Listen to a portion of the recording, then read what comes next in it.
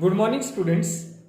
जैसा कि आपको पता, हमने पिछली वीडियो में अपना फ्लक्स डिस्कस किया था, लाइन इंटीग्रल्स किया था, सरफेस इंटीग्रल किया, वॉल्यूम इंटीग्रल्स किया। अब हमारे पास आता है divergence of a vector field. The total normal flux per unit volume through a close surface drawn around a point, the volume enclosed by the surface tends to zero is called divergence of the vector या divergence of the field at that point. So mathematically we can write divergence of E is equal to limit B approaches to 0 1 upon V closed surface integral E dot ds, where B is the volume enclosed by the surface drawn around the point. The divergence E is usually written as del dot E या div dot E. So the important points here to note that the divergence E is nothing. What is the flux density? अब flux density की हमें definition पता है. The flux density may be defined as flux per unit volume at the given point. So it is called the source density. ये important points है, इसको note कर लो. It is called the या it is also called the source density. As you seen in the equation that B approaches to 0 in that point, it and total closed surface integral E dot ds also tends to 0. So we can write it as closed surface integral E dot ds upon B is not 0 because it has finite value.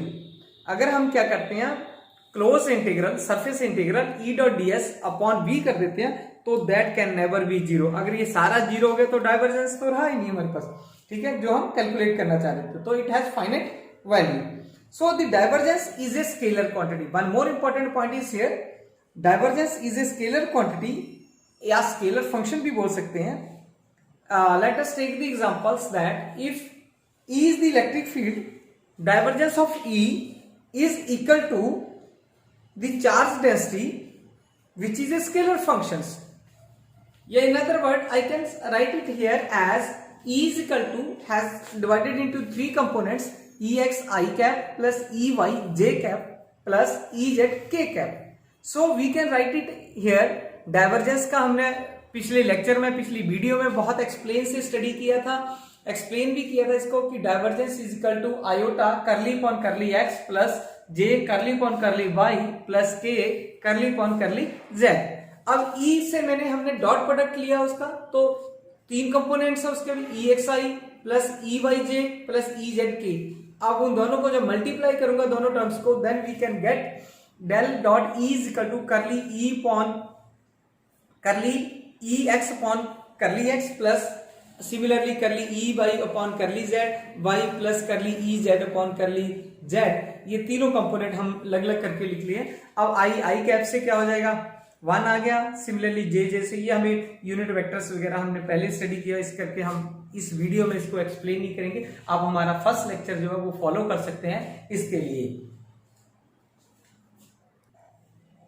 Physical significance of divergence, या हम ऐसे भी बोल सकते हैं expression for divergence in terms of Cartesian coordinates. Suppose कोई भी आप कोई वेक्टर ले लो, ए ले लो, बी ले लो. Suppose a vector is the vector field. Vector field means, for example, the velocity of the fluid at the center of a small parallelepiped whose edges are dx, dy, dz. या हमने क्या किया, यहाँ parallelepiped P ले लिया, centre points P having coordinate x, y, z ले लिया.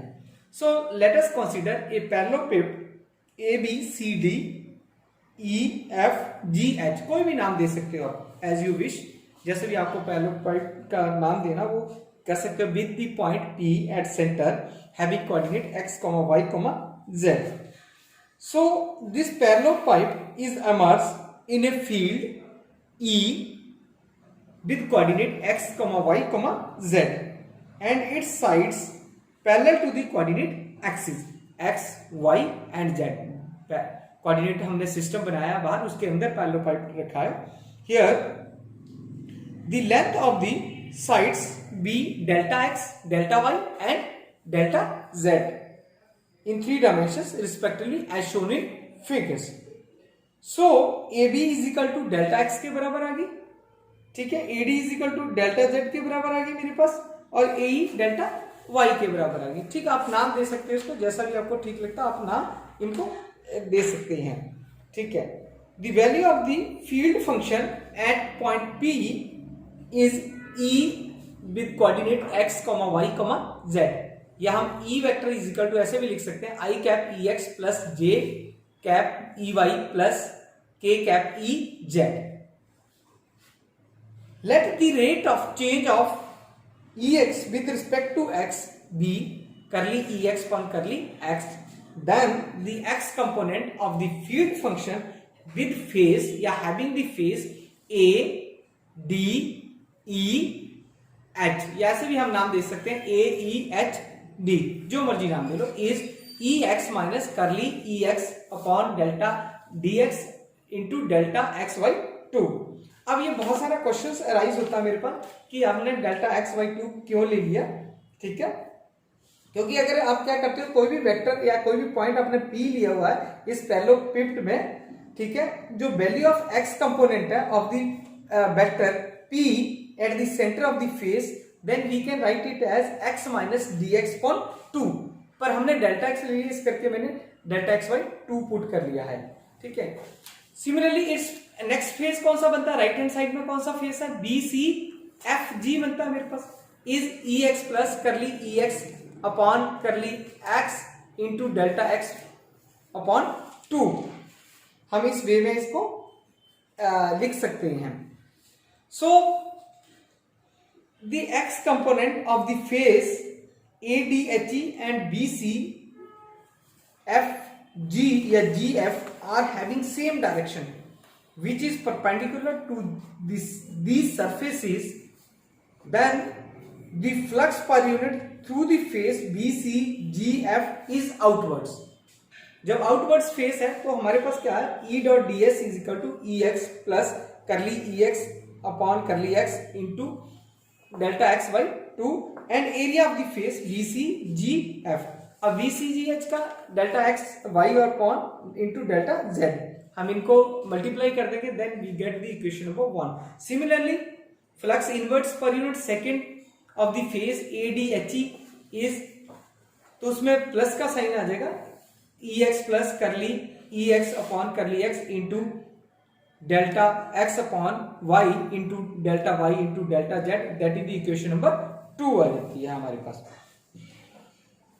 अब हमारे पास जो एक क्वेश्चंस अराइज हुआ है यहाँ पे कि जो हमारे पास इनवर्ट फ्लक्स है उसका हमारे पास यहाँ नेगेटिव साइंस लिया है हमने.